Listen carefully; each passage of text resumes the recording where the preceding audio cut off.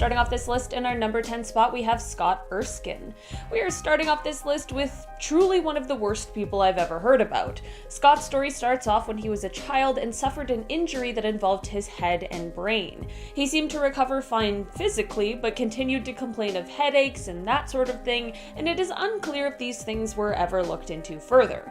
At a very young age, he began to commit violent crimes against others that I truly cannot even speak about here on YouTube. He spent 4 years in prison for one of his crimes when he was around 17 years old, but when he was paroled after the 4 years, he immediately began committing crimes again. In 1993, Scott invited a woman who was waiting for the bus into his home and ended up holding her hostage for several days. After letting her go, he was quickly arrested and ended up being sentenced to 70 years in prison. This is when he had to submit DNA to a database, and in March of 2001, the DNA was matched when the cold cases of the unsolved murders of Jonathan Sellers and Charlie Keever were reopened. In 2004, a jury sentenced him to death, and 6 days later he was transferred to San Quentin. In an interesting turn of events, Scott did die on death row, but it wasn't due to a scheduled execution. Scott died a couple years ago in July of 2020 after contracting COVID-19. Coming in at number 9, we have Jeffrey Bezos. I'm sensing a theme here, okay? People like to think that rich, powerful men are aliens. Jeffrey Bezos, CEO, entrepreneur, born in 1964, is another individual that might be an alien. Also, that was a reference to Bo Burnham. I love him. His song, Jeffrey Bezos, go check it out. Not only is he very intelligent, but people have been studying his mannerisms and think there's something wrong with him. Take a look at this. But that was actually not supposed to be a bad pun. And then disclosure, you are...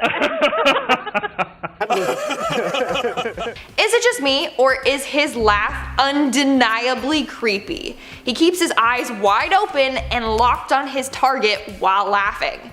Also, it seems forced. Maybe aliens don't have any emotions, so he has to force himself to laugh at jokes so he seems normal. I don't even know what to think anymore. Also, side note, someone deepfaked Jeffrey into a Star Trek episode, and let's just say I'm now scarred for life. Is this a deception? Do you intend to destroy yourselves? Moving on to number 8, we have Alien Barbie. Ukrainian woman Valeria Lukanova is known as the human Barbie doll. She's got an impossible tiny waist, wide doll-like eyes, and a big bust. In fact, to achieve this look, she had some of her ribs removed. But not only is she a real-life Barbie doll, but she also claims that she's a time-traveling alien. Yes, you heard me correctly. This woman claims that she's not human. She said that she's an alien that has come to Earth to save the world. Little late for that. But what is she saving us from, you ask? Well, she says negative energy. Okay. And she has a goal to transform humans into demigods. I mean, that's cool. I want to be a demigod, so sign me up for that. She also has claimed to be a breatharian. She says that she lives off of nothing but light and air. So maybe she really is an alien, because it's physically impossible to live off of just light and air. Like, you need food and water. Coming in at number 7, we have Grimes.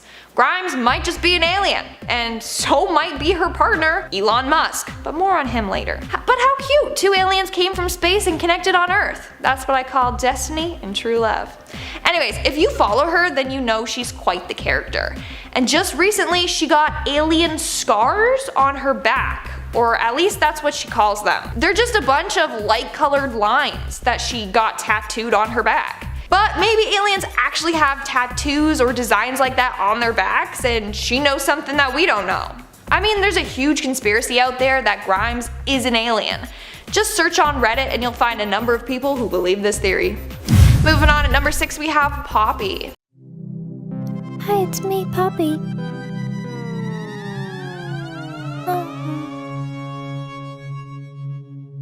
Hi, I'm Poppy. Poppy is an American singer, songwriter, musician, and YouTuber. She is known for her very unusual videos where she talks in a very soft and high-pitched voice. Is this just her persona or stage act, or is she an alien? Now, there's so many different theories surrounding her.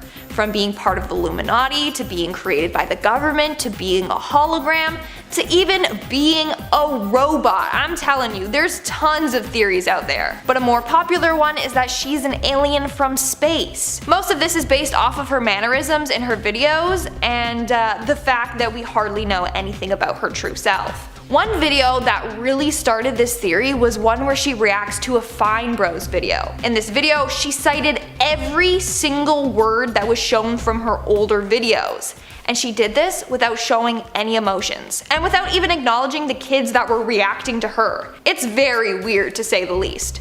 Hi, I'm Poppy. You're freaking me out. I wanted to see you. What the heck? Thanks for coming down here with me. We're now at our 5th and halfway mark with Steve Buscemi. And I just want to start off by saying that he's an amazing actor. Like, totally underrated, and I'm so happy talking about him because, also fun fact, we share the same birthday, so I just feel this connection to him. So Steve, if you're watching this, I want to be your friend. Anyways, people often judge Steve based off of his looks. I mean, I think he was on the list of like ugliest people in Hollywood or something like that, which like, that is mean. How did they get away with that? That's super hurtful. Lists like that just shouldn't exist, okay? But anyways, due to his unique appearance, people think that Steve is out of this world. They think that he's an alien or a cryptoid or something like that. There's even a bunch of memes out there making fun of Steve saying that he's an alien. I personally don't think he's one. Like, if we're judging based off looks, that's just mean. He's a great guy. But I still put him on this list for all you people out there that think that he could be one. Watch him actually be an alien. I'm like defending him. In our 4th spot, we have Tilda Swinton, who, might I add, is another incredible actor. Tilda's range is unbelievable. She is unrecognizable in some roles. Like, she goes from playing the White Witch in the Chronicles of Narnia, to the Ancient One in Doctor Strange, to Thora Thacker in Hail Caesar. She's just so versatile. And that's why some people think that she's an alien, because the ease in which she can transform her appearance and look like a completely different person, or the ease in which she can change her personality and behave like a completely different person. I mean, I just call that good acting, but then other people are like, aliens! Also, people think that she's an alien because she has a unique appearance. Again, let's not judge a book by its cover here. It seems like the people trying to behave normally are the ones we should be concerned about, okay? In our 3rd spot, we have Bill Gates. I wish I had the amount of wealth that Bill Gates had, and now he's single, so Bill, hit me up. Just kidding. You're too old for me. Anyways, according to some people, Bill is an alien. How come aliens always have to be the richest people? Like, seriously, you got Mark, you got Jeffrey Bezos, and now Bill. How come all the alien dudes are rich? Anyways, the main reason why people think that he's an alien is due to his advanced knowledge on computers and technology. So aliens are supposed to be highly advanced creatures. They created highly advanced spacecrafts to travel throughout space and to Earth. Maybe Bill was sent from space to help advance human life. And then he liked it so much here that he decided to stick around.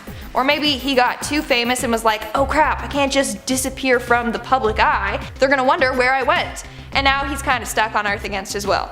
Moving on to number 2, we have Stephen Colbert. Honestly, he's the last person I would think to be an alien. But that's a good thing, right? It means that he's being stealthy about it. It's always the people you least expect. So a woman named Liz Brown came up with proof as to why she believes Stephen is an alien. Her first point is his intelligence. She said, and I quote, "A recent report showed that viewers of the Colbert Report are more well informed about political and social issues than viewers of legitimate news programs on ABC or CNN. Most alien experts agree that our interplanetary friends have a level of intelligence far beyond human capabilities. Of course, this could also mean that regular Colbert Report viewers are being groomed for abduction." End of quote. Imagine that, Stephen using his show to gain fans and then abduct them and use them in tests run by aliens. The next point she made is his immunity from diseases. She said that she has never seen him get sick. She said, and I quote, "What kind of regular human beings can consume Bud Light Lime on a regular basis on air and still not get sick?" End quote. She's kind of got a point there. She then also went on to talk about Stephen's love for space.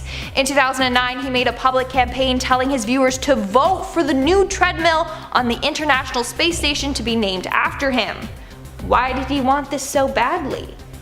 Well, it could be that this was a way to send a message to his alien friends out there, telling them like, we did it, I'm in control of the humans, this is proof. Crazy, isn't it? Makes you really think. And in our number 1 spot today, we have Elon Musk. Why does Elon Musk want to go to Mars so bad? Honestly, he just wants to return to his home planet. He has announced a number of times that he wants to retire and die on Mars.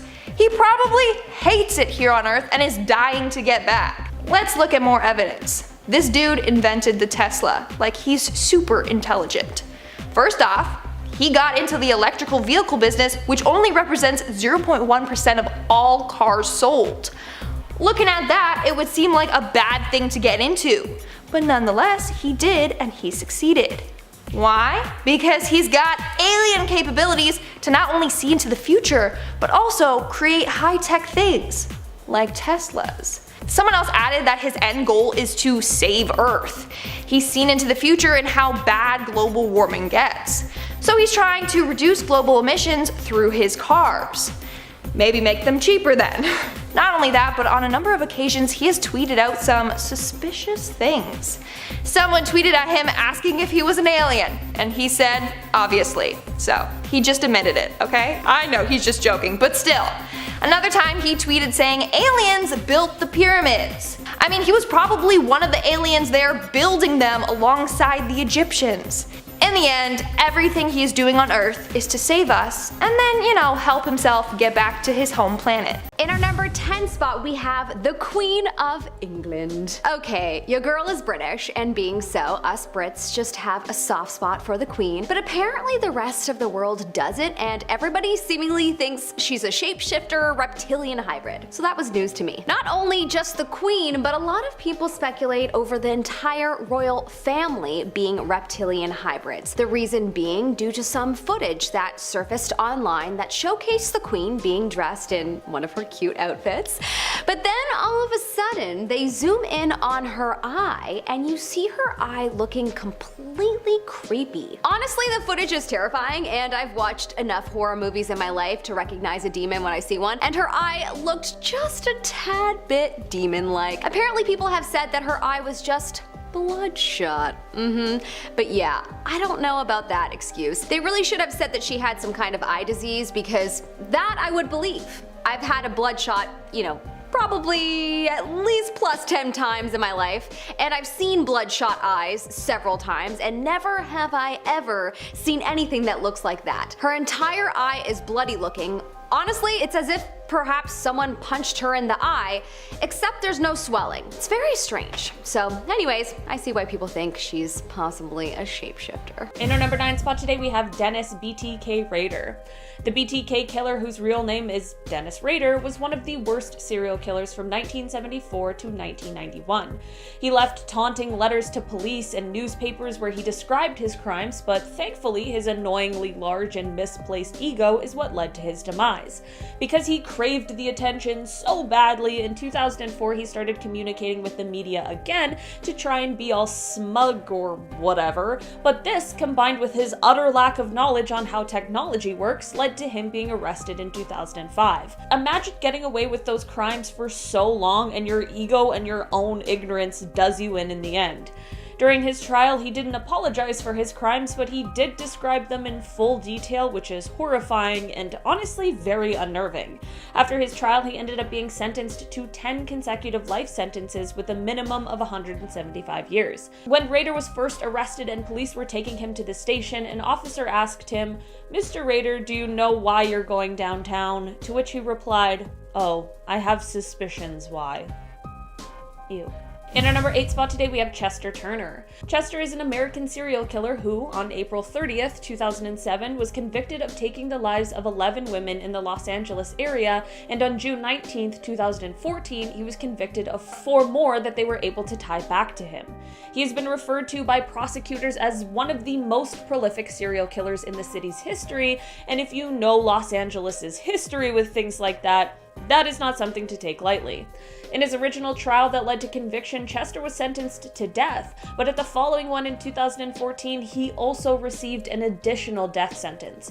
In the end, like with a lot of these kinds of stories, DNA came to save the day and help authorities find out who was committing these horrible, horrible crimes. In our number 7 spot today, we have Gary Ridgeway. This horrible human being is also sometimes known as the Green River Killer, and his crimes took place somewhere between 1982 to potentially as recent as 2001. He was convicted of 49 crimes but confessed to an unbelievable 71, which makes him the second most prolific serial killer in the United States in terms of confirmed killings. Most of his victims were either sex workers or women in other vulnerable circumstances, and through DNA profiling evidence in 2001, authorities were able to connect him to 4 of his crimes. From there, they made a deal with him where they would spare him the death sentence in exchange for disclosure of the location of all of the missing women.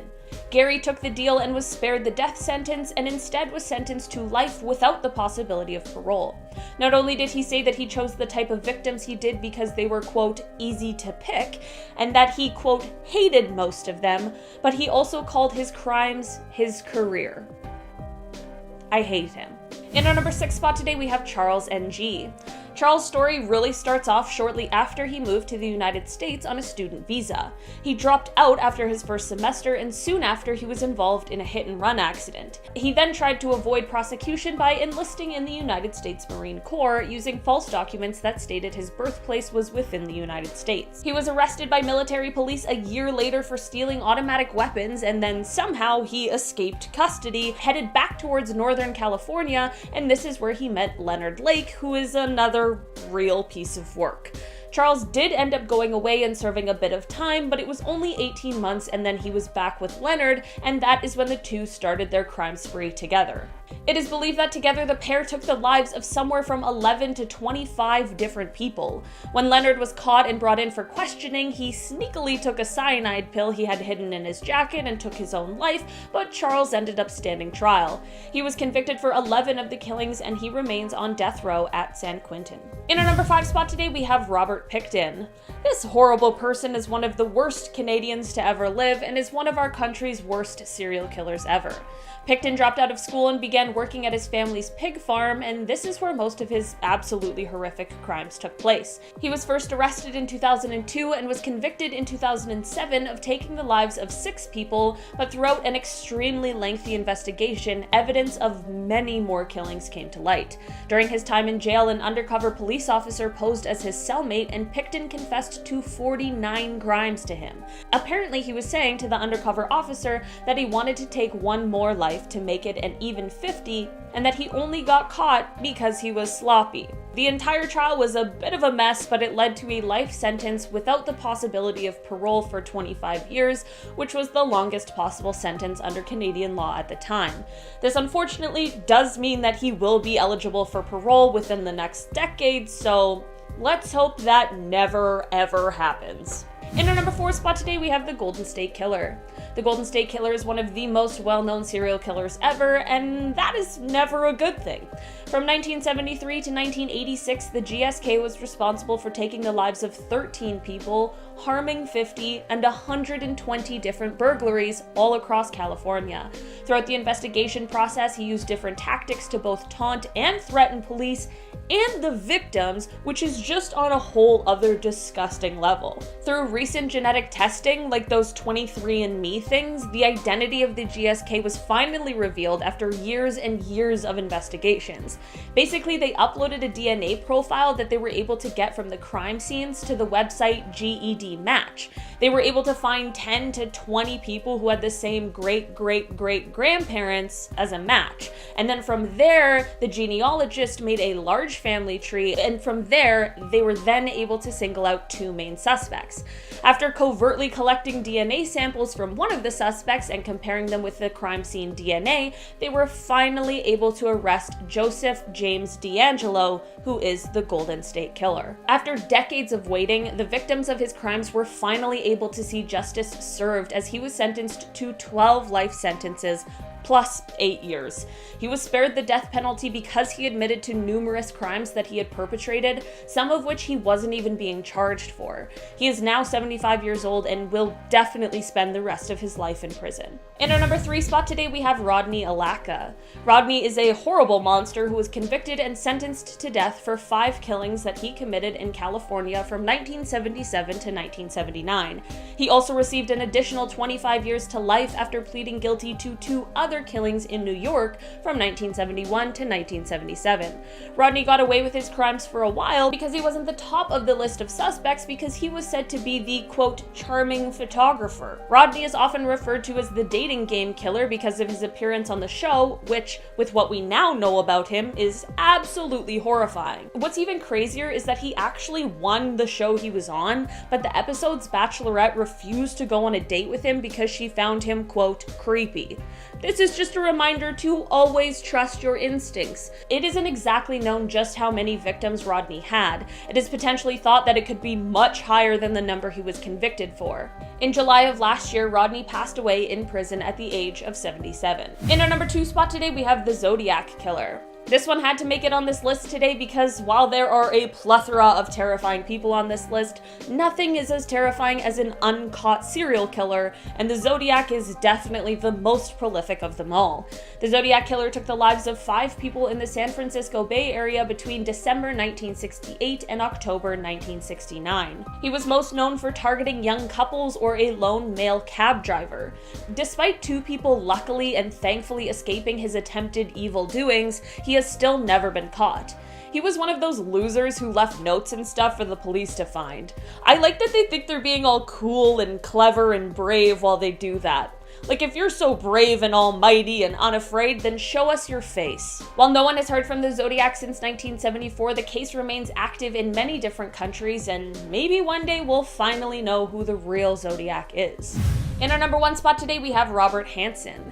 Robert is often referred to as the Butcher Baker, and his story truly is horrific. He is one of the most prolific serial killers in Alaska's history because, for over a decade, he would kidnap women and bring them into the wilderness where he would then stalk them like prey. I am just now realizing that there is definitely an episode of Criminal Minds about this guy. Sometimes the premise is just so dark that it sticks with you. The reason he got away with his crimes for so long is because outside of these horrific things, he was just a soft-spoken baker. One of my best friends has the nicest, most kind bakers for parents, and now I'm starting to feel a little suspicious. Might want to look into them, Robin. Robert was heading to church by day and prowling strip clubs at night looking for the next person to take. What led to the downfall of this horrible monster was a badass named Cindy Paulson who was able to escape from Robert and was sure to leave evidence behind. She then went to authorities and told them what happened, and this led to a search warrant for Robert's property, which is where all the evidence they needed lied. Robert is believed to have taken the lives of at least 17 women, and in 1983 he was sentenced to 461 years and a life sentence without the possibility of parole. In our number 10 spot, we have Rahm Emanuel. Chicago Mayor Rahm Emanuel may be a shapeshifter reptile. I'll let you decide. In September 2012, during a press conference, viewers noticed that his eyes seemed to transform into, well, I'm not quite sure I know how to describe this because it's terrifying. Around his eyes, we see darkness of some sort, and suddenly his actual eyes become enlarged. Honestly, whatever happened wasn't human. Did he reveal himself as a shapeshifter reptile? I'm thinking yes. If you're enjoying this video so far, smash that like button as it'll really help us out. In our number 9 spot, we have Katy Perry. Okay, this is some crazy footage, y'all. I have obviously heard of the theory that celebs are really just reptiles, but like, damn. Katy Perry? I love her. I don't want to believe it. You can't make me. Okay, but for real, even if she is a shapeshifter reptilian, is it possible that she's not a bad one? I say yes. Anyways, in this clip we see Katy Perry's eye shift from blue to green and her pupils become slits for a second before she seemingly notices and looks away from the camera. Very sus, Katy. In our number 8 spot, we have Dove Cameron. Dove Cameron is an actress and extremely talented singer, most notably known for her Disney Channel show Liv and Maddie and The Descendants. Her voice is angelic, and personally, I'm a big fan. But regardless of my feelings, people speculate that she is a shapeshifter, or that a shapeshifter has taken over her body. One or the other. There is some recent footage of her doing an interview on the red carpet, and in this interview she has a moment where it seems as if she shifts a little. When you zoom into her eyes, it appears as if for a second her eyes reveal her pupils suddenly turning into a slit, just for a second, before turning back. It's really quite fast, but if you slow down the footage and zoom in closely, you can see it clear as day. So perhaps she has something weird going on with her eye, or perhaps she's actually a shapeshifter. Probably the latter. In our number 7 spot, we have Beyonce. Many are very suspicious of Beyonce apparently, and I had no idea. Apparently she is one of the most suspicious of the Hollywood celebs that people are pretty certain is a shapeshifter reptile, and it's because of a few different shots of her that reveal some pretty wild things. Apparently in one shot you see Beyonce singing, and suddenly the side of her face almost looks scaly. In another shot, Beyonce is dancing on stage and whipping her hair around, and for a millisecond you can literally see her face transform into a demon. I'm not joking, it's terrifying, and it's probably real. It's hard to believe her heavenly voice is even human, so most likely she's from out of this world. What do you think? Leave a comment in the comment section below. In our number 6 spot, we have Antique Roadshow Reptile. In this video, captured on camera, it is a regular episode of the BBC show The Antiques Roadshow, when, in the background, the camera captured a man staring at the camera. His eyes appear pretty large, being opened quite wide, and if you zoom in, it looks as if his pupils have slits. His eyes resemble a snake's eyes, revealing that he is obviously a shape-shifter snake. He doesn't appear to be with anyone, just hanging in the background, smirking at what he's observing. It's crazy to see this on camera, but I wonder if anyone has actually seen this in person. My suspicious brain would probs not even believe anyone, even if they did claim that they saw this in real life. I'd be like, show me that proof, or nothing. I'll just be sad. In our number 5 spot, we have the MBC Shape Shifter. In 1995, there was reportedly an NBC News reporter by the name of Isaiah Carey who was in the middle of filming when he allegedly swallowed a grasshopper. What's eerie about this video is that if you zoom in, you can observe him having an abnormally large, somewhat pointy tongue, and the color is slightly green. The reporter had a very big reaction, which, I mean, if I swallowed a grasshopper, I would have screamed. Drama queen. But most people think that he turned away from the camera to hide his tongue, which does seem possible, but then again, no one wants to have something that gross documented on camera, so I would probably turn away too. Reptile or human? Probably reptile. In our number 4 spot, we have the Mexican Schoolboy. In a video that was shared in September of 2018, there appears to be a boy and a girl, and a lot of chaos around them. Students leaving their seats, and a lot of hustle and bustle when all of a sudden, the girl seems to turn into the boy, and the boy falls down and faints. She runs down the stairs, now as him, and then after 30 seconds on the ground, the boy, who's being approached by adults, he suddenly wakes up and begins to run at top speed away from the scene. Honestly, this one to me feels like it's straight out of a sci-fi show. I mean, at one part it does look like it's filmed on a phone, but for the most part it kind of gives me old Degrassi The Next Generation vibes, but maybe that's just me. Anyone else with me? But people say that it is real, and so all I have to say is that, damn. Yep, that's all I've got. In our number 3 spot, we have the Shape-Shifting Goat. In 2009, Nigerian police actually arrested a goat as apparently someone had shape-shifted into it. It was caught by vigilantes who were chasing 2 men who were trying to steal a Mazda car. They claimed that one of the 2 men escaped while the other used black magic to transform into a goat. Okay, this one wasn't caught on camera, but I thought you had to be told about this because I'm tripping out. Reportedly, the police said one of them escaped and the other turned into a goat. We cannot confirm the theory, but the goat is in our custody. This is the best one I've ever done. We cannot base our information on something mystical. It is something that has to be proved scientifically that a human being turned into a goat. Okay, so anyone else kinda hoping this story isn't true only because then the story is that a bunch of police arrested a goat? Honestly, I'm good with either story being true. In our number 2 spot, we have the alien security guard. In 2012, at the US-Israel Policy Conference, while President Obama was making a speech, there were cameras that were circulating around the area and they were shooting footage of the audience. From the front view, we see 2 security guards standing in the aisle. They look like, you know, they're most likely CIA agents. But then a camera shoots the security guards from behind. And one of them in particular does not look human from behind, as well as the camera catches him looking completely different than he does from the front. We see a bald man with no ears and a pointy chin. His nose looks short and rounded, and his eyes appear to be dark and quite sunken in. Most people think that because it was so dark and crowded that people would have missed this, and that the camera caught this shapeshifter in a blip of a moment in its true form. Many have concluded from this footage that the US is in cahoots with an alien race. And at this point, I'm pretty convinced too.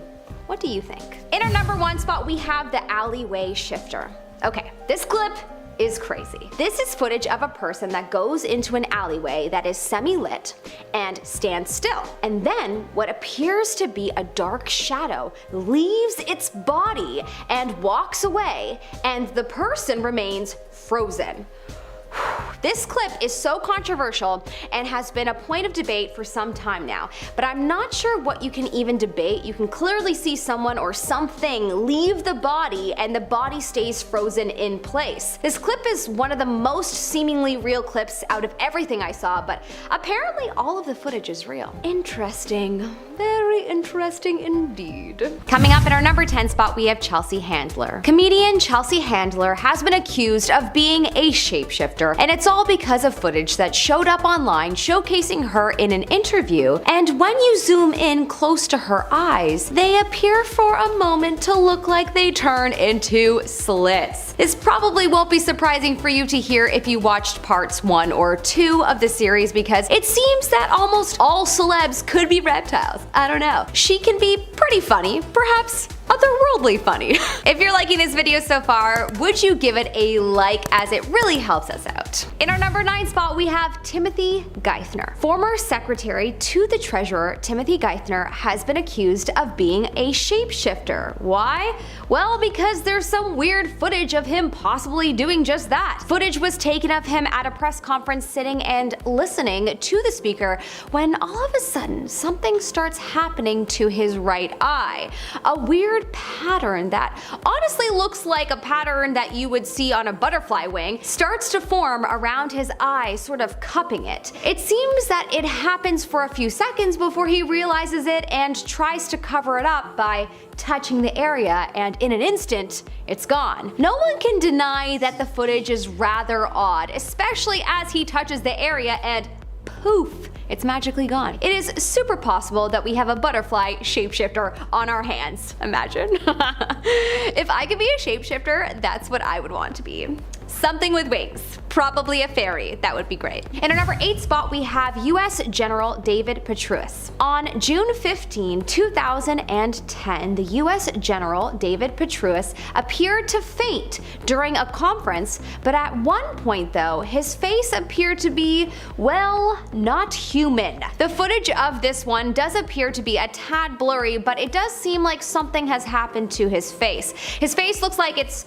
deformed, and the person that was looking at him and talking before he fainted did look a tad scared, but it could have been because he could see something was wrong. So there's that. But also, at one point, somebody stood up and conveniently blocked the camera from seeing him, so that's sus. But honestly, the footage for this one is too blurry for me to say, yeah, probs are reptiles. But the people that filmed it and shared it definitely said that they saw something that day and it did not look human. In our number 7 spot, we have Lady Gaga. Okay, Lady Gaga is an interesting one because there is a video that seemingly shows something going on with her eyes, but also she literally said on The Late Show with Stephen Colbert that she, quote, has always liked to shapeshift. Very sus, Gaga. The viewers of the show thought that it was a very interesting choice of words, and so many thought that there was a bit of truth to what she said, as if the energy around the word held more weight.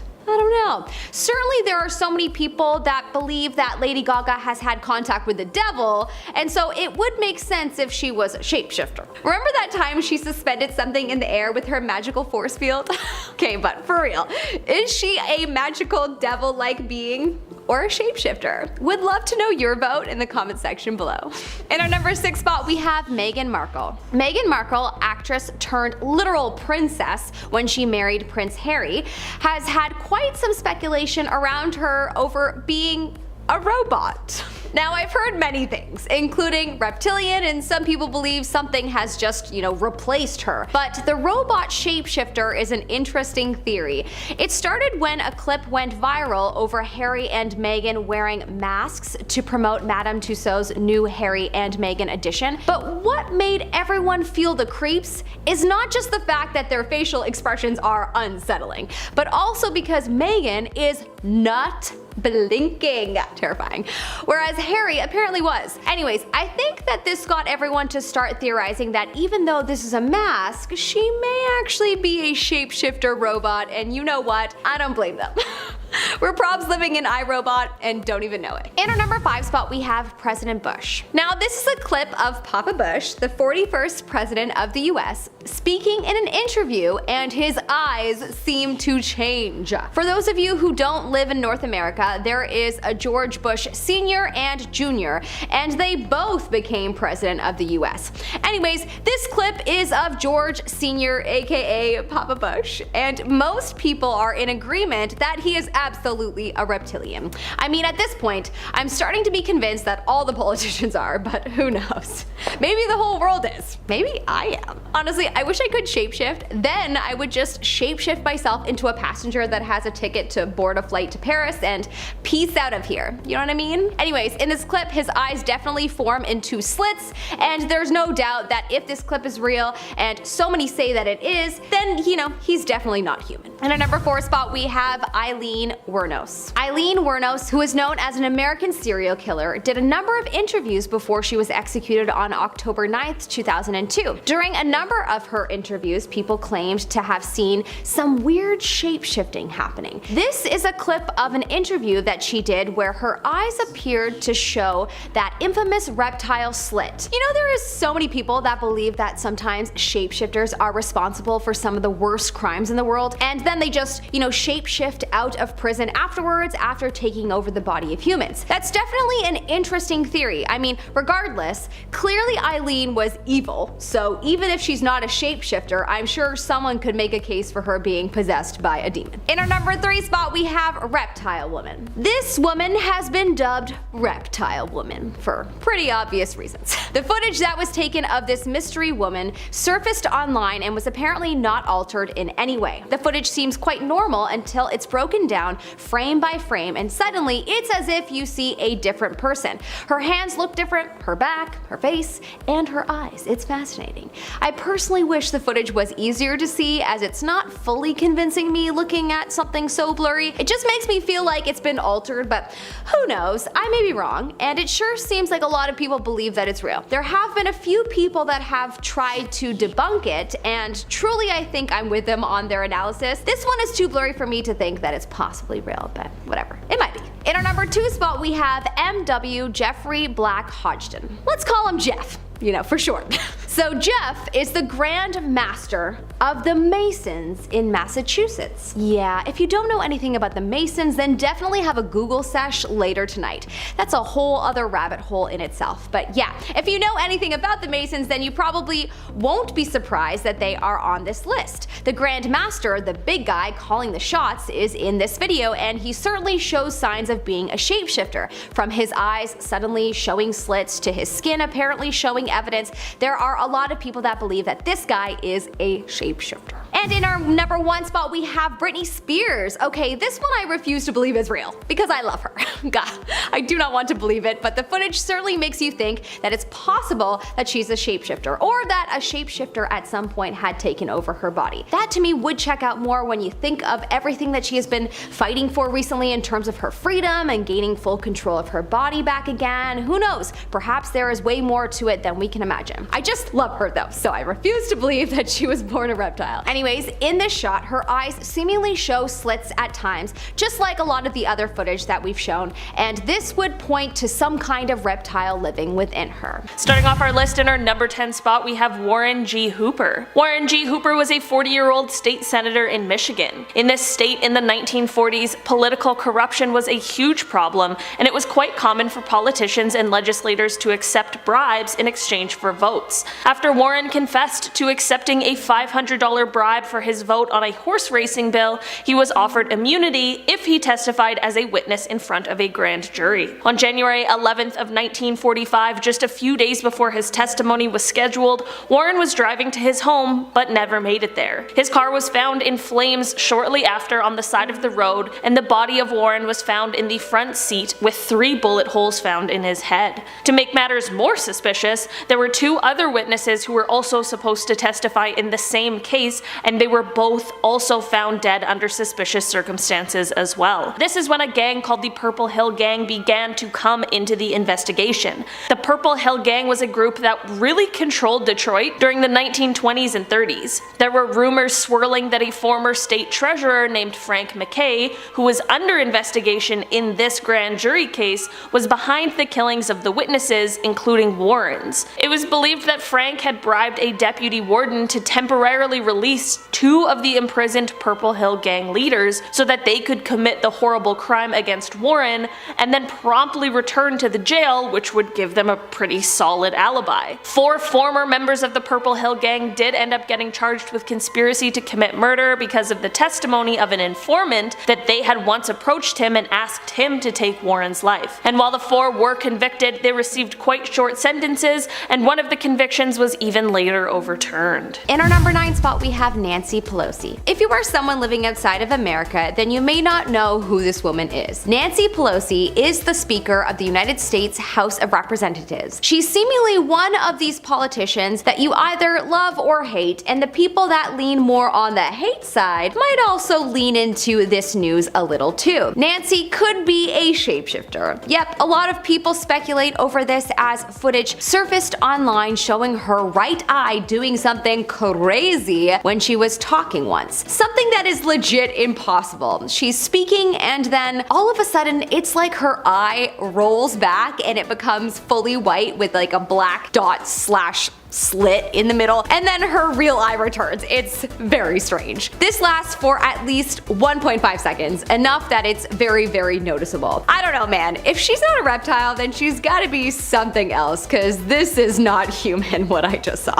These videos are making me question everyone now. Every so often I have a moment and think, what if everyone is a reptile and I'm amongst the few humans left? And what if their goal is to depopulate us and to continue to grow and populate themselves? It's a very trippy thought. In our number 8 spot we have Rihanna. No, not Riri. I don't want to believe it. My Disney princess inner essence wants to believe in the good, and Rihanna is one of the good ones. She's not a shape-shifting reptile. But wait, actually maybe being a reptile isn't a bad thing. Maybe there are good reptiles. Okay, all jokes aside, side, there is some sus footage of Rihanna out there that could have you convinced that she is possibly one of them, and just shape-shifting to look like her beautiful self. In this footage, we once again see the transformation in her eyes like we have in quite a few other people's, but the thing is, the footage is rather blurry, so it's kinda hard to say that she fits in within this group. I'm gonna say she doesn't and just move on to the next one. That's my bias, because I like her. In our number 7 spot, we have a mysterious creature. Okay, this footage kind of makes me laugh because on one hand, it looks like someone dressed up in a costume playing a practical joke. But on the other hand, if it's real, then this is crazy. That is an alien-looking man out in broad daylight with white-ish eyes and green skin that's a bit textured with what looks to be triangles all over him that are different shades of green. It's curious that no one seems to notice him or his peculiar look. If I was standing beside this man and noticed him for the first time, I would,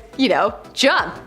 Like do one of those. Which poses the question, is he just visible via camera and invisible in real life? That would be pretty nuts if that's the case. I did a lot of digging on this one and I haven't seen anyone debunk it yet, so I wonder about it. If this is real and there's aliens like him walking among us, then damn, we've been fooled. In our number 6 spot, we have the sports reptilian. Okay, your girl is not into sports much. I'm a fake Toronto Maple Leafs fan. I only watch them when they're winning, like the rest of Toronto though. All Torontonians do is complain about the Leafs until there's hope that they might do well. So, it's not just me. Anyways, so my point is that I know nothing about sports, or even what sport this footage was taken at, or even who this guy being interviewed is. All I know is the guy behind him is most definitely a shape-shifting reptilian. No way around it. This footage is great and you can see his eyes as clear as day and you cannot convince me otherwise. This guy is definitely not human. He's just casually hanging out behind whomever is being interviewed, and every so often the camera gets a clear shot of his piercing blue eyes that also have a black slit within them. Some people believe that the reptiles are intentionally revealing themselves in footage like this. Honestly, that theory would make sense because otherwise, how could they let footage like this get out there? But anyways,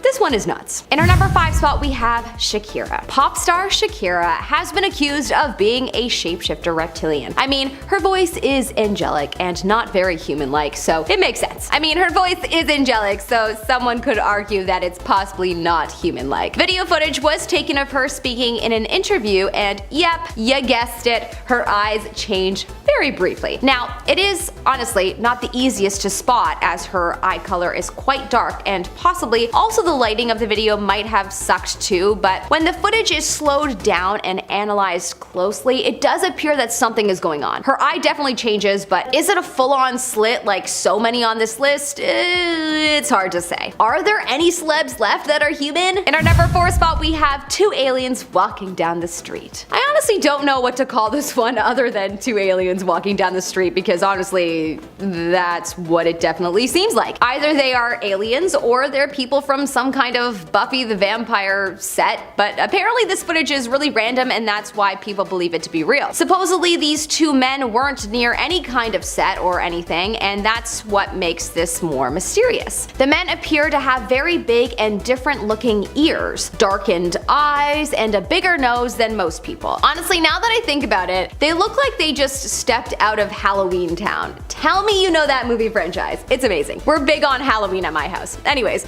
honestly, movies have made me close-minded to the possibility of seeing someone like this in real life, so it's so hard for me to believe that this is real, but who knows? In our number 3 spot, we have glowing eye. Okay, this video makes me want to laugh, but honestly, I could also believe that there's something weird going on here. It appears that the footage was taken in some kind of cave, and the cave is somewhat dark in the distance, and all of a sudden you see 2 glowing orbs look out at the camera in the distance. Then it appears to give us a little bit more of itself, and it looks like it's a very weird shape, whatever it is. Is this a shapeshifter or Bigfoot or some other kind of weird thing our brains can't process? I don't know. Not gonna lie, it kinda looks like a giant frog. The round orb-like eyes would check out if it was a frog, and its arms kinda, resemble a frog's arms a bit. I don't know. I don't know why I did this.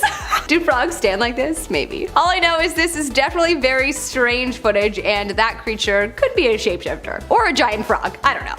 In our number 2 spot, we have the Dr. Phil guest. For once, it's not a celebrity that revealed themselves as a shapeshifter, but this is an example of just a regular woman. In this footage, Dr. Phil is speaking to a guest, and all of a sudden the guest's eyes turn into slits. Imagine you were sitting on a live show and talking to someone, and all of a sudden you witness their eyes changing. Would you run and scream or just continue on with the interview? I mean, I think inside I would be screaming like a baby, but on the outside I'd look as cool as a cucumber. In our number 1 spot, we have Hillary Clinton. I bet you were wondering if I would ever touch on Hillary Clinton. Well, now is the time. Okay, not gonna lie, there are so many conspiracy theories tied to her being a shapeshifter, reptilian, alien, you name it. But this footage in particular could be nothing, or it could be something. In this footage, it appears that when Hillary takes a drink of water, her chin gets abnormally bigger, and not in a natural way. It appears to enlarge and drop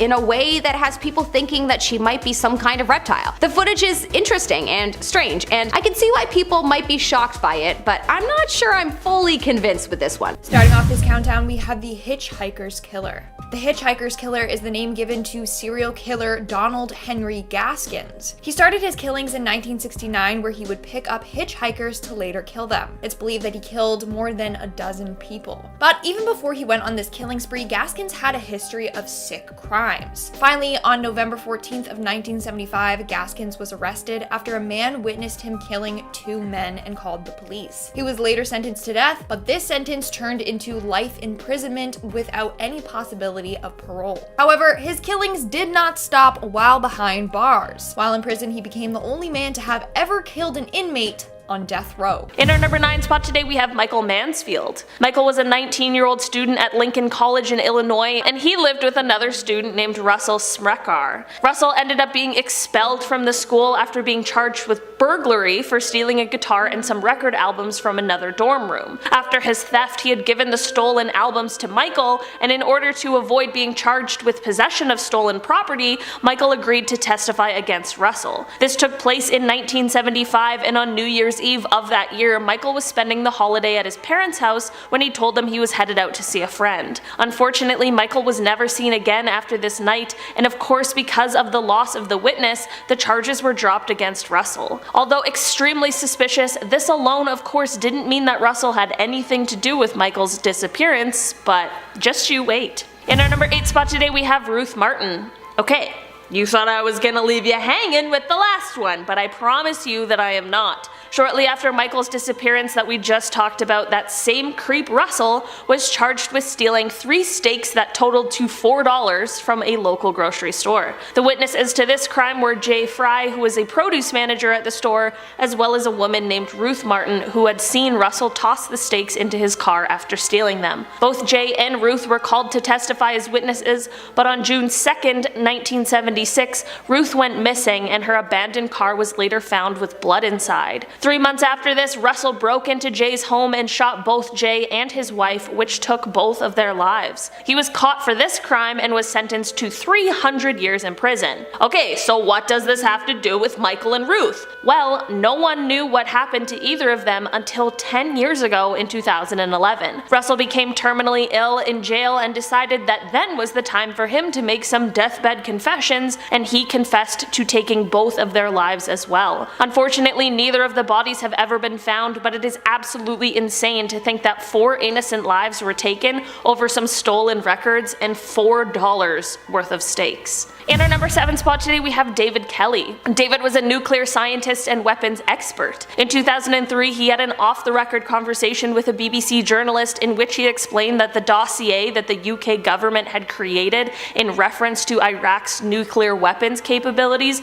was actually falsified. Despite this being off the record, the conversation was reported widely and ended up coming back onto David. Just a few weeks after this, David went for a walk in the woods near his home, but he never returned. Of course, search parties were sent out to look for him after his family was worried when he didn't return, and he was later found dead, but the circumstances were quite mysterious. Just a small trigger warning before heading into this next part, as it was ruled that he did take his own life. It is said that David had taken coproximol, which is a painkiller, and that he had also severed his ulnar artery in his left wrist with a pruning knife that he had since he was young. This is obviously horrific, but not necessarily the most suspicious thing, but here's where things get weird. Firstly, those who spoke to David that day explained that he seemed to be tired but was in good spirits, and despite being in a bit of trouble, he received a lot of support for his honesty. The weirdest thing is that neither the blister pack for the painkillers or the knife had his fingerprints on them. There were no fingerprints on them, which would suggest that the items had been wiped clean, which certainly would be very bizarre. Despite it officially being declared personally inflicted, many people believe that foul play was much more likely. In our number 6 spot today, we have Moro De Morrow. Moro was an Italian investigative journalist, and it is said that his profession is most likely what led to his disappearance. On the evening of September 16, 1970, he was coming back home from work but never actually returned. Before his disappearance, he apparently was convinced that he had the story of a lifetime, and he had even told his coworkers that he had a story that was going to shake Italy. There are 3 main speculations and theories about what this story might have been and what could have happened to him. One theory is that the story could have been related to the death of a man named Enrico, who was the president of Italy's state-owned oil and gas conglomerate, Eni. The next was that his story could have been about finding a drug trafficking network between Sicily and the United States, and the final theory is that his disappearance might have been related to a failed right-wing coup that took place in the 70s. Despite extensive searches, he has never been found, and in fact 2 of the main detectives who started the case both had their lives taken by the mafia. It is believed that he was the victim of what is called a lupara bianca, which is a journalistic term for when the mafia takes the life of someone in such a way that their body will never be found. Whatever story he was working on, we'll likely never know, and it's such a tragedy that his job he was so passionate about is what most likely led to his disappearance. In our number 5 spot today, we have Henry Baltimore Jr. In 1973, Henry was a 21-year-old honors student at the University of Michigan who had a very promising future ahead of him. In March of that year, Henry was unfortunately attacked inside of his apartment. 2 men broke in and tied him to the bed before stealing both money and material items. Henry was reluctant to report this incident to the police, but did end up doing so. After this, a suspect named Roy Davis was arrested and charged with armed robbery, and Henry was scheduled to testify at his hearing, but never showed up. 2 days after the hearing, Henry did resurface and asked the prosecutors to drop the charges because he was really frightened, but they refused and Henry was rescheduled to testify. 2 days before this rescheduled hearing, Henry ended up disappearing very suspiciously. Originally, people believed that he may have gone into hiding considering how vocal he was about being frightened, but that belief quickly went away and people began to suspect something a lot more sinister was at play. Henry's family especially knew something was wrong because there was no way he would disappear without telling at least one of them. Without Henry and his testimony, Roy ended up taking a plea deal and only was sentenced to 6 weeks. Roy was of course considered a person of interest in Henry's disappearance, and a neighbor of Henry's even said that they saw Roy and another man knocking on Henry's door the day that he disappeared, but Roy's mother offered her son an alibi, so Roy has never been formally charged for the disappearance. The 2 theories of what happened to Henry are either that someone abducted and took the life of him to prevent him from testifying, or Henry left Michigan, changed his identity, and assumed a different name. You would have hoped if it was the latter he would have at least told one member of his family. His case remains open almost 50 years later, and who knows? If someone out there who's watching this video knows something about this case, please call in and give any and all information over to the authorities. The remaining family members of Henry's deserve to know what happened to him. In our number 4 spot today, we have Lena Chapin. If you're a fan of the show Unsolved Mysteries, this might be one you've already heard of. Lena and her 5 sisters were constantly moved around growing up depending on who their mother, Sandy, was seeing and where the new boyfriend or husband lived. Shortly before becoming a teenager, Lena and her family moved onto a farm owned by their third stepfather, Gary. Gary apparently was actually quite a good stepfather and was quite kind to the girls, but after a few years, Sandy began to have an affair with a local 21-year-old, as well as writing bad checks on Gary's bank account. When Gary learned of this, he of course talked to a lawyer about a divorce, and shortly after this, Gary disappeared. Flash forward years later when Lena is 17, after keeping a horrible secret for all of those years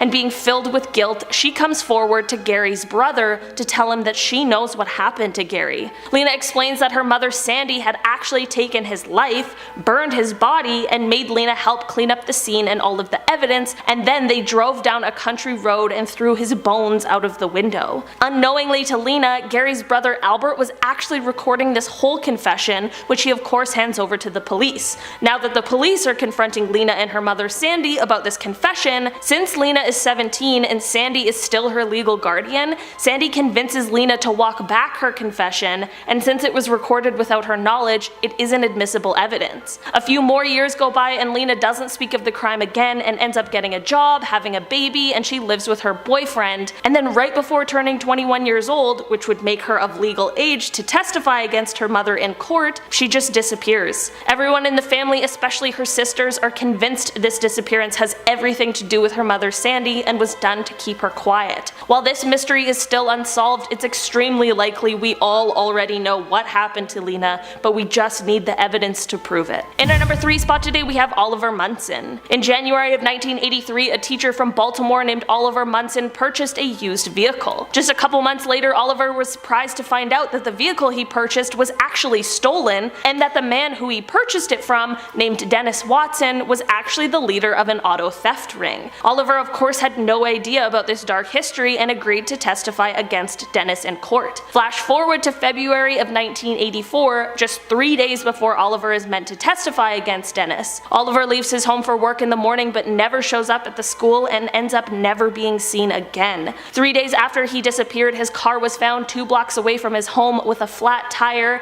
and shortly after this discovery, a stolen vehicle was discovered that had traces of blood in it, as well as a spent casing from a bullet. This vehicle also contained 2 receipts from a video store that had Oliver's name on them, which of course led authorities to believe he had been abducted and killed in order to prevent him from testifying. Unfortunately, because of lack of evidence, Dennis was never charged, and Oliver has never actually been found. This whole thing is of course so tragic, as Oliver was most likely a completely innocent party. In our number 2 spot today, we have Clinton Glenn. Okay, I'm sensing a trend here. Apparently people who abduct and take the lives of people to stop them from testifying don't usually do that just once. Previous to Oliver, who we just talked about, Dennis had another shady happening in reference to a witness testifying against him. In 1973, a 29-year-old man named Clinton Glenn was scheduled to testify against Dennis at an armed robbery trial. The day before this testimony, Clinton was unfortunately found burned to death in a car that belonged to none other than Dennis. Dennis did end up getting indicted for this crime after another witness came forward, and we were so close to seeing some real justice, but the case ended up being dropped after this other witness died of a suspicious overdose. At some point you'd think all of this would end up getting Dennis charged and convicted with all 3 witnesses' deaths, but of course this is all circumstantial evidence, and it would be terrible to have seen him be acquitted of these crimes due to there not being enough evidence to pin him at the scene. To end off these horrible stories on an extremely creepy note, Dennis was convicted of auto theft and received a 10-year sentence, but after being paroled in 1989, he kind of just fell off the map, and his whereabouts have been unclear since then. In our number 1 spot today, we have Karen Silkwood. Karen Silkwood is well known for the worst reasons. She was an American chemical technician and a labor union activist who was very vocal and often raised concerns about the corporate practices that related to the health and safety of those working in a nuclear facility. You would think this is something that all of those working in the field would be concerned about, but apparently not. She worked a job making plutonium pellets and was the first woman on the union's negotiating team, and after she testified to the Atomic Energy Commission about the things she was concerned about, it was was discovered that she had plutonium contamination on both herself and in her home. Plutonium isn't an issue outside of the body, but can easily be ingested or inhaled, which is when it creates a major problem for humans. Karen was driving to meet with a New York Times journalist and an official of her union's national office after deciding to go public with some of her findings, and the people who saw her right before she left for this meeting saw her with a binder full of documentation of her findings. During her trip in her car there, Karen ended up driving off the road and striking a culvert, and this accident took her life. Here's where things get suspicious though. That binder I just mentioned was never found. It was said that Karen had fallen asleep at the wheel and almost twice the recommended dosage of methaqualone was found in her system, but there were clear skid marks on the road which suggested Karen was trying to get the car back straight on the road, and despite the accident being entirely at the front of the car,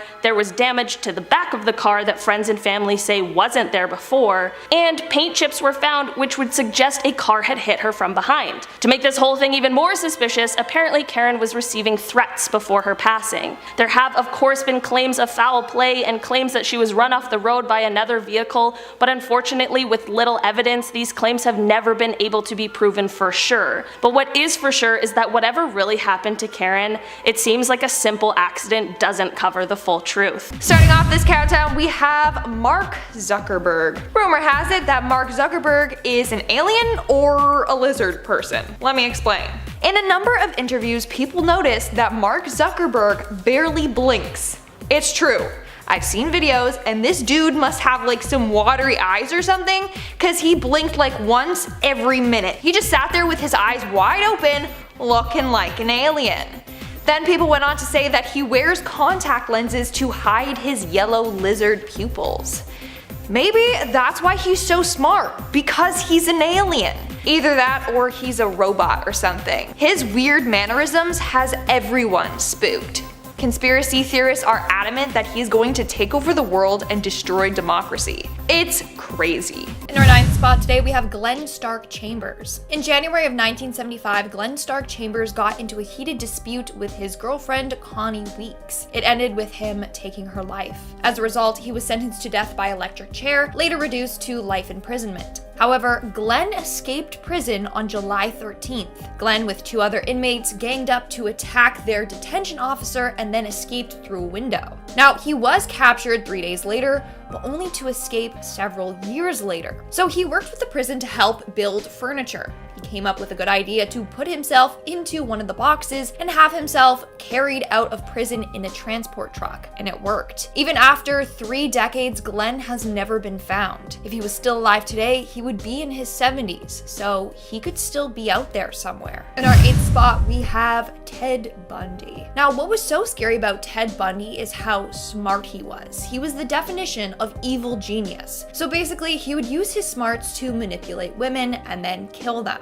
Bundy is said to be responsible for murdering 30 women, although it's thought that his number is much higher. Now, Bundy was actually able to escape custody multiple times. The first time, he jumped out of a 2nd-story building and fled while at the courthouse. He had planned this for days, practicing jumping from his top bed bunk in prison down to the floor to strengthen his ankles. Now, eventually he was caught, but then a while later, he escaped again. This time, he forced himself to lose weight in order to squeeze through a hole in his cell ceiling. When he did escape the 2nd time, he went on to murder more women, until being caught once again. In our 7th spot, we have Charles Manson. Infamous cult leader Charles Manson, who led the Manson family cult, had his followers commit crimes and murders on his behalf. Some of his members committed a series of 9 murders in July and August of 1969. In 1971, Manson was convicted of 1st-degree murder and conspiracy to commit murder for the deaths of 7 people, including film actress Sharon Tate. What's scary about Manson is that he was also an evil genius. If you've ever seen his interviews, he acts quite wild and strange. People think that he's out of his mind. At one point, he was diagnosed with schizophrenia and paranoid delusion disorder, but some people think that he was just too smart for his own good and he was just faking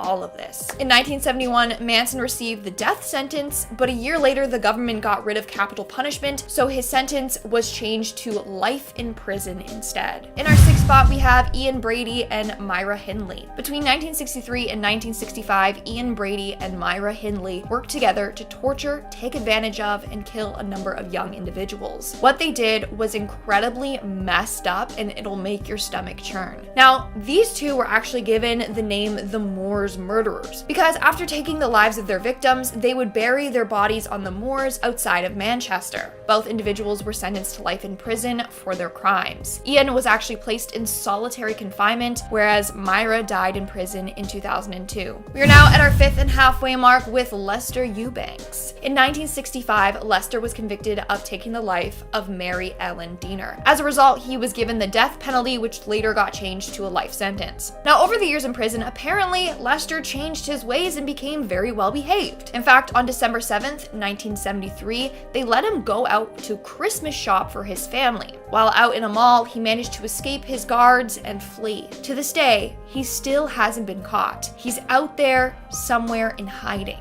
Who knows where he fled to or what he's up to now. Coming in at number 4, we have Robert William Fisher. Now, this guy is one of the FBI's most wanted fugitives. He is on the run after a triple homicide and arson. On April 9th, 2001, Fisher took the lives of his wife and 2 children before blowing up their house. It is still unclear as to why he did this, and he's been on the run ever since. And police have no leads. On April 20th, his car was found in a forest near Payson, Arizona, but Robert was nowhere to be found. On November 3rd, 2021, Fisher was removed from the FBI's most wanted fugitives list. But despite them doing this, he still remains a very wanted fugitive. In our 3rd spot, we have Bradford Bishop. Bradford Bishop Jr. is a former United States Foreign Service officer who is now a wanted fugitive. On March 1st of 1976, Bishop started to spiral after not receiving the promotion he really wanted. He then left his work early, drove to the bank, withdrew money, and then bought a sledgehammer, gas can, shovel, and pitchfork. He then returned home where he killed his wife, mother, and 3 sons. He then drove the bodies several miles away before burying them in a wooded swamp area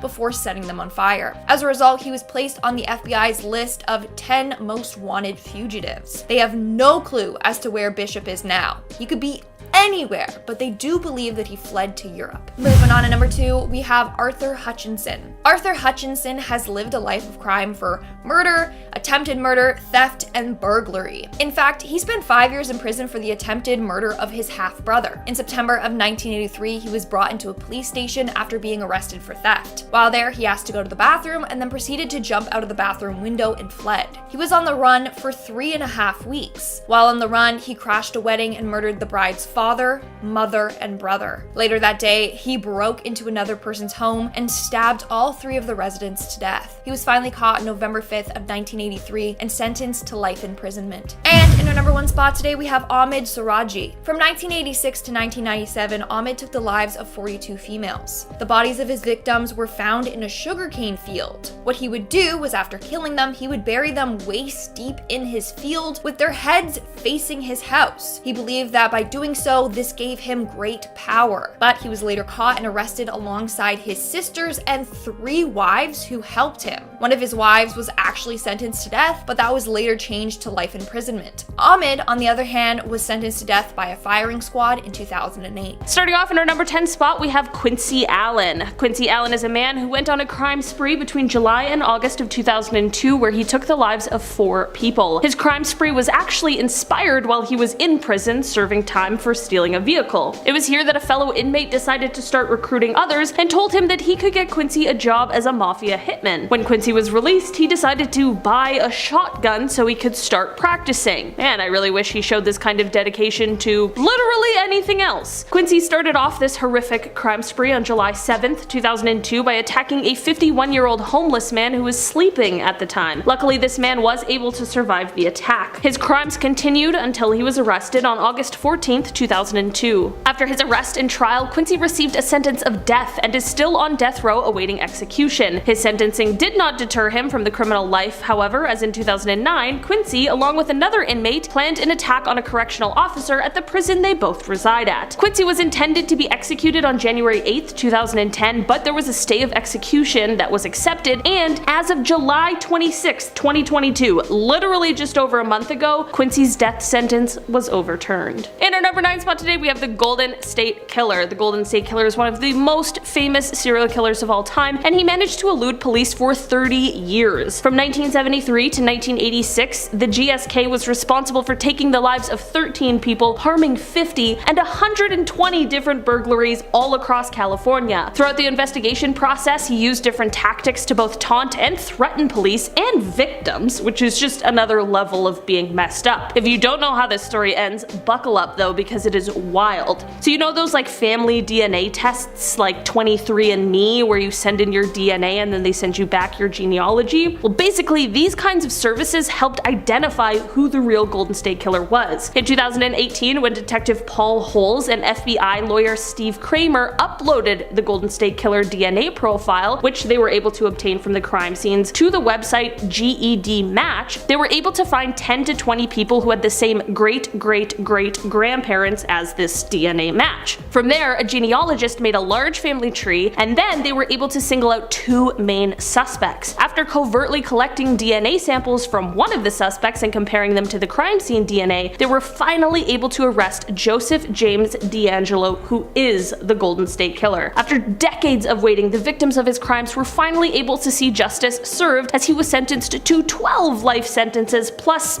8 years. He was spared the death penalty because he admitted to numerous crimes he had perpetrated, some of which he wasn't even being charged for. He is now 75 years old and will definitely spend the rest of his life in prison. In our number 8 spot today, we have David Berkowitz. David Berkowitz, or the Son of Sam, is an American serial killer who terrorized New York from July of 1976 to July of 1977. He took the lives of 6 people and wounded 7 others, all while eluding the biggest manhunt in New York City history. He was one of those arrogant ones who leaves like little notes for the police promising to do it again, but his arrogant self was caught for his crimes, and he was arrested on August 10th, 1977 and was indicted for his crimes. He confessed to all of them and claimed that he was just obeying the orders of a demon that had manifested itself in the form of a dog that belonged to his neighbor. He was found mentally competent to stand trial, and he pleaded guilty to his crimes, which left him sentenced to 6 consecutive life sentences. He later admitted to making up the dog story, which yeah, duh, but he did say that he was a member of a violent satanic cult and his crimes were committed as a part of that. These claims were investigated, but no one has ever been able to confirm or deny them. In our number 7 spot today, we have Tex Watson. Tex Watson was one of the central members of the Manson family, which was led by Charles Manson, and he was a willing participant for the horrible Tate and LaBianca crimes that took place on August 9th and 10th, 1969. In October of 1969, Tex knew his arrest was coming, so he fled to his home state of Texas, but was later arrested and extradited back to California. Once he was in California, he refused to talk or eat and ended up losing 55 pounds, which got him sent to get tested to see if he was fit to stand trial, which he was. In 1971, he was convicted on 7 counts of first-degree unalive and 1 count of conspiracy to commit unalive. He originally received a death sentence, but it ended up being commuted to life in prison. Get this, you guys, though, he was able to release a book while in prison, and he got married, and through conjugal visits, he was able to have 4 children. 4 children. But thankfully in 1996 they banned those kinds of visits for people serving life in prison, and in 2003 he got divorced because his wife had met someone else. I hope so. In our number 6 spot today, we have Scott Erskine. Early in life, Scott began to commit violent crimes against others that I truly cannot even speak about here on YouTube, they're so bad. He spent 4 years in prison for one of these crimes when he was around 17 years old, but when he was paroled after the 4 years, he immediately began committing crimes again. In 1993, Scott invited a woman who was waiting for the bus into his home and ended up holding her hostage for several days. After letting her go, he was quickly arrested and ended up being sentenced to 70 years in prison. This is when he had to submit DNA to a database, and in March of 2001, that DNA was matched when the cold cases of the unsolved killings of Jonathan Sellers and Charlie Keever were reopened. In 2004, a jury sentenced him to death, and 6 days later he was transferred to San Quentin. In an interesting turn of events, Scott did die on death row, but it wasn't due to a scheduled execution. Scott died a couple of years ago in July of 2020 after contracting COVID-19. In our number 5 spot today, we have Charles Ng. Charles' story starts off shortly after he moved to the United States on a student visa. He dropped out after his first semester, and soon after he was involved in a hit-and-run accident. He then tried to avoid prosecution by enlisting in the United States Marine Corps, using false documents that stated his birthplace was within the United States. He was arrested by military police a year later for stealing automatic weapons, and then somehow he escaped custody, headed back toward Northern California, and this is where he met Leonard Lake, who is another real piece of work. Charles did end up going away and serving a bit of time, but it was only 18 months and he was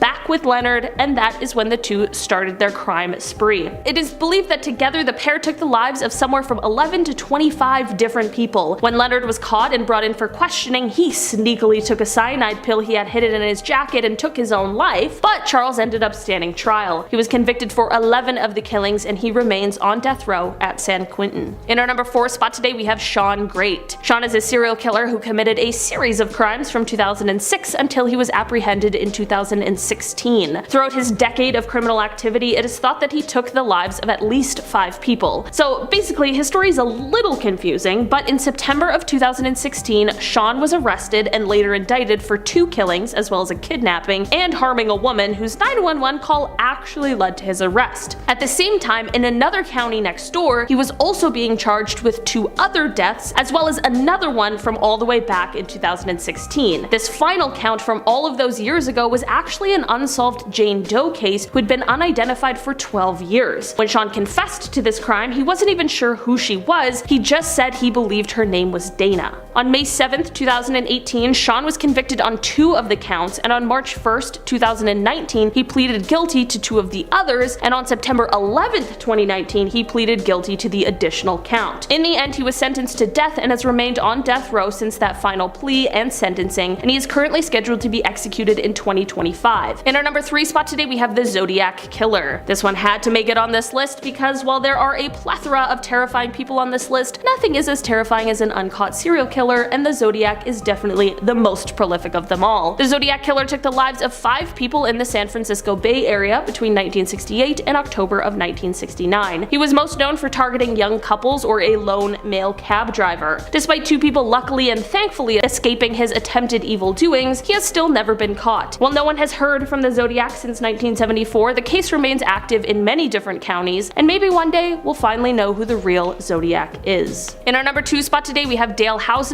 and Samuel Dietman. Known as the serial shooters, the crimes these guys committed are definitely on the list of fears I have, which I'm pretty sure spawned from a Criminal Minds episode. These 2 were actively committing these crimes between May of 2005 and August of 2006. Basically, they were arsonists who would randomly set fire to objects, but they would also drive around and commit random drive-by shootings. That's the really scary part. The fire thing is also bad, don't get me wrong. There's just something about completely random violence that absolutely terrifies me. In the end, a series of tips is what led investigators to identify the perpetrators of these horrible crimes. In particular, one from a friend of Samuel who explained that Sam had actually confessed to some of the killings one night while drinking. In Dale's trial, he was found guilty of 80 out of the 87 felony charges that were brought forth, and that was all in one single trial. In the end, he was sentenced to death 6 times, and his brother, who was later found out to have assisted in some of the crimes, was sentenced to 25 years. Samuel was sentenced to life in prison without the possibility of parole. In our number 1 spot today, we have the Doodler. While this nickname sounds